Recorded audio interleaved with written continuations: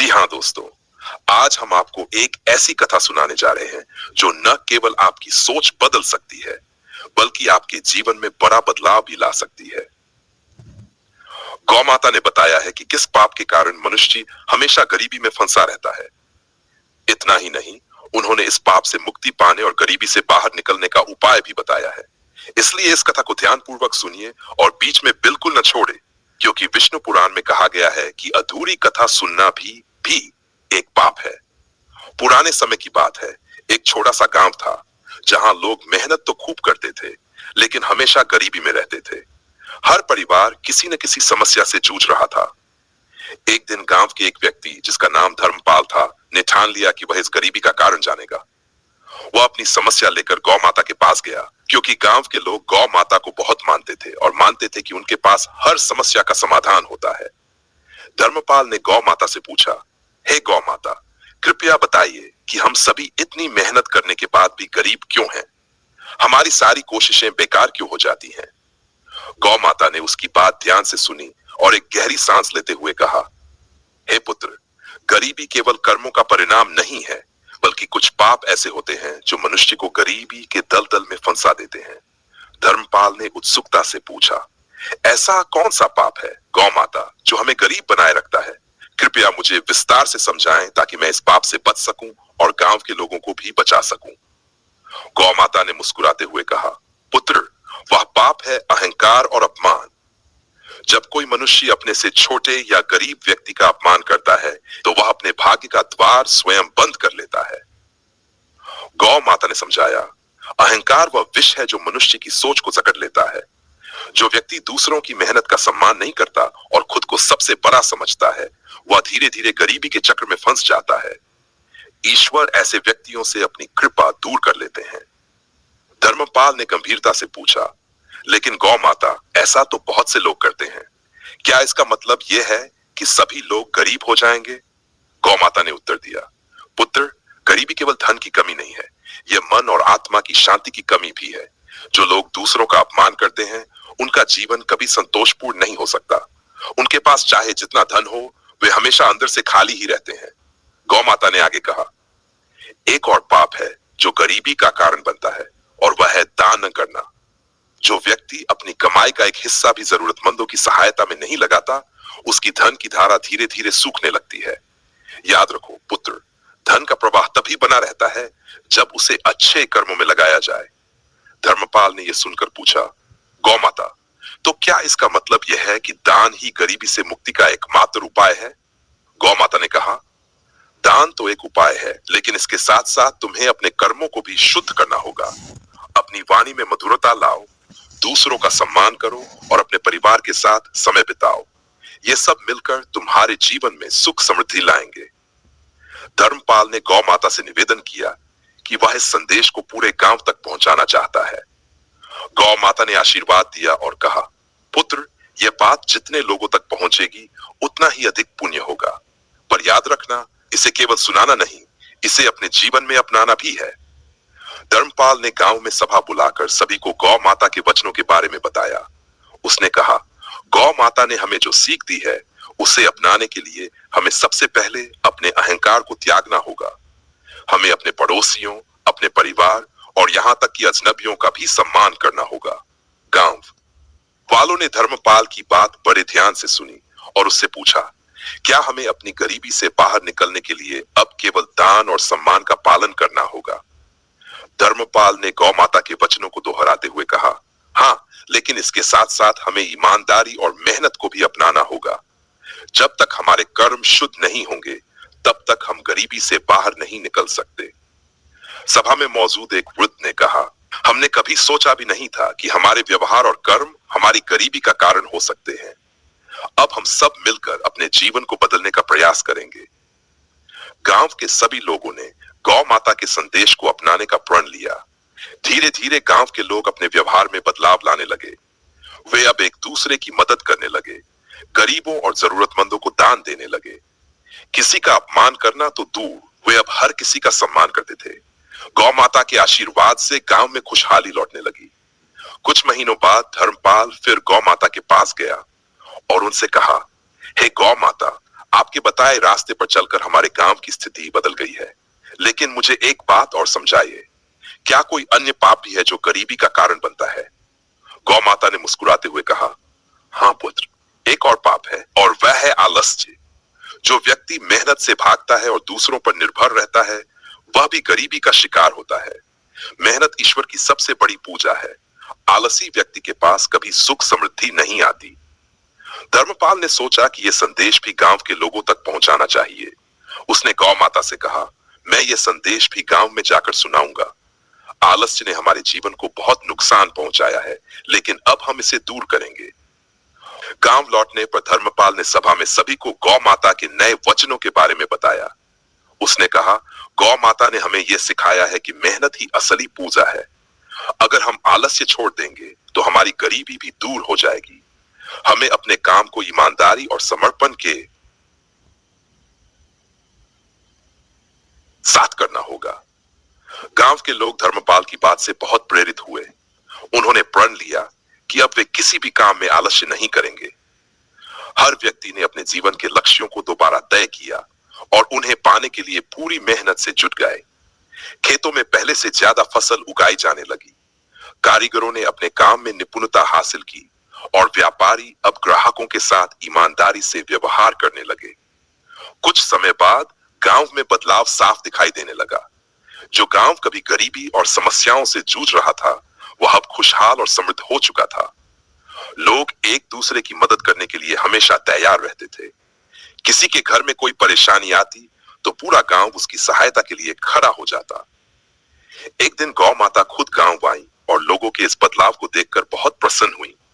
उन्होंने कहा, हे पुत्रों, तुमने ये सिद्ध कर दिया कि जब मनुष्य अपने दोषों को सुधारने का प्रयास करता है तो ईश्वर भी उसकी मदद करते हैं। अब तुम्हारा गांव केवल धन में ही नहीं, बल्कि मन और आत्मा की शांति में भी समृद्ध है। गौ माता ने आगे कहा, याद रखना, पाप केवल वही नहीं होते जो तुम्हारे कर्मों से होते हैं, बल्कि तुम्हारे विचार भी पाप का कारण बन सकते हैं। अगर मन में बुरे विचार हैं, तो वे धीरे धीरे तुम्हारे जीवन को प्रभावित करेंगे।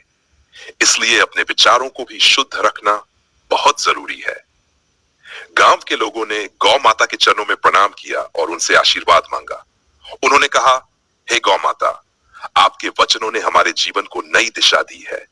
हम हमेशा आपके उपदेशों का पालन करेंगे और इन्हें आने वाली पीढ़ियों तक पहुंचाएंगे। गौ माता ने प्रसन्न होकर कहा, पुत्रों, तुम्हारा यह संकल्प तुम्हें और तुम्हारे गांव को हमेशा समृद्ध बनाए रखेगा। लेकिन ध्यान रखना, अगर कभी तुम फिर से इन उपदेशों को भूल गए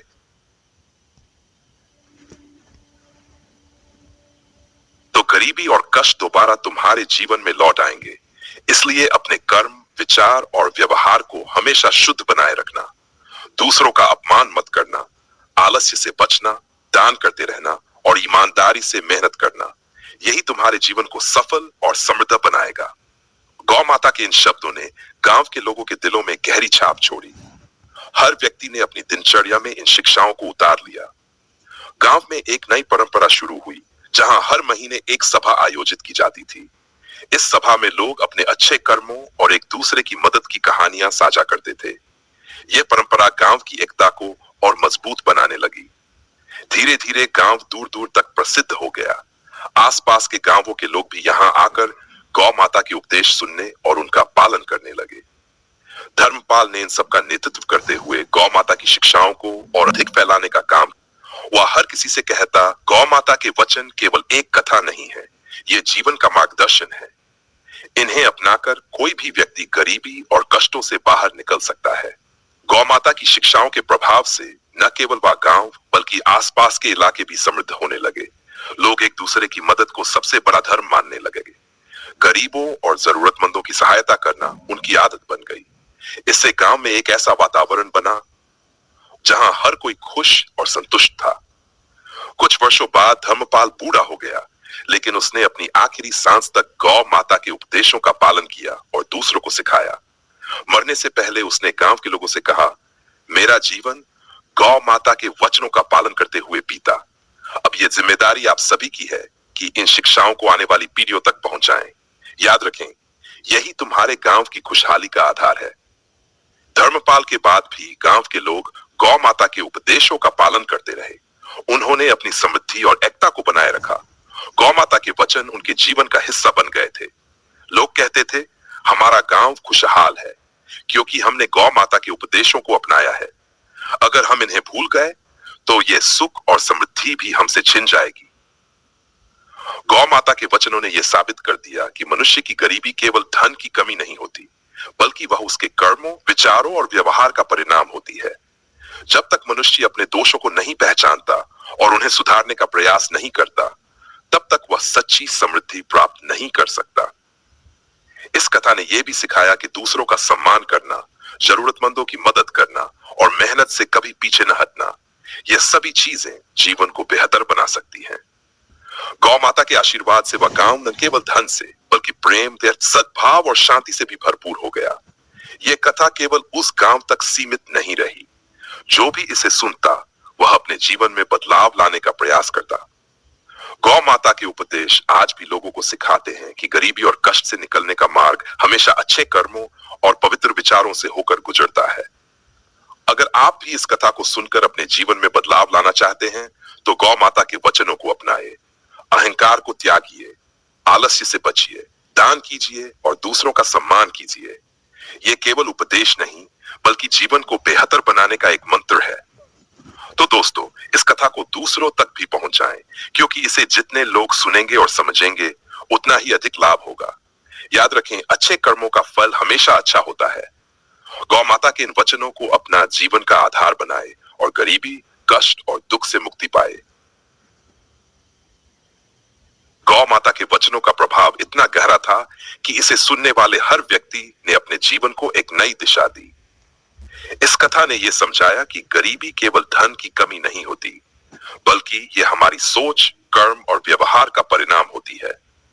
जब हम अपने दोषों को पहचानते हैं और उन्हें सुधारते हैं, तो समृद्धि खुद हमारे जीवन में आती है। गांव के लोग अब एक नई ऊर्जा और सकारात्मकता के साथ जीवन जीने लगे। उन्होंने न केवल अपने जीवन को बदला, बल्कि आसपास के गांवों में भी गौ माता के संदेश को फैलाने का काम शुरू किया। लोग धर्मपाल को एक आदर्श के रूप में देखते थे, जिसने गौ माता के उपदेशों को अपनाकर पूरे गांव को खुशहाल बना दिया। गौ माता के वचनों में छिपा ज्ञान इतना गहरा था कि यह केवल गरीबी से छुटकारा पाने का उपाय नहीं, बल्कि जीवन को सही दिशा में ले जाने का मार्गदर्शन था।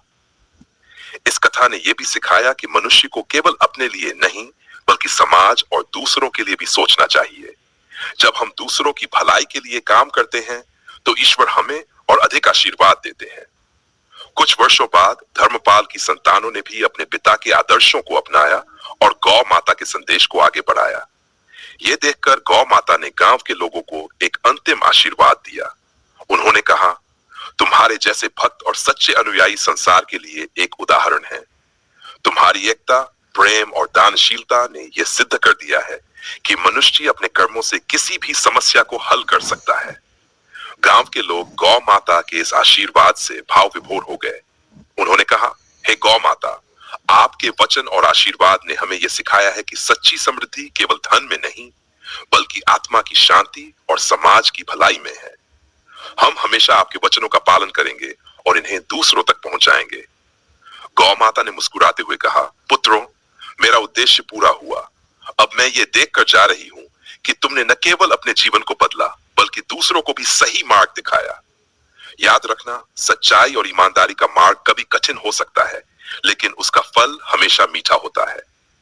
इसके बाद गौ माता गांव से विदा हो गई, लेकिन उनके वचन और आशीर्वाद गांव के लोगों के दिलों में हमेशा के लिए बस गए। गांव अब केवल एक समृद्ध स्थान नहीं था, बल्कि एक आदर्श भी बन चुका था। लोग दूर दूर से यहाँ आते और गौ माता की कथा सुनते। ये कथा पीढ़ी दर पीढ़ी सुनाई जाती रही और हर नई पीढ़ी ने इसे अपने जीवन का हिस्सा बनाया। अगर आप भी इस कथा को समझकर अपने जीवन में बदलाव लाना चाहते हैं, तो गौ माता के वचनों को अपनाएं। सच्चे और नेक रास्ते पर चलिए। ईमानदारी, मेहनत, दान और दूसरों का सम्मान आपके जीवन को सफल और समृद्ध बनाएंगे।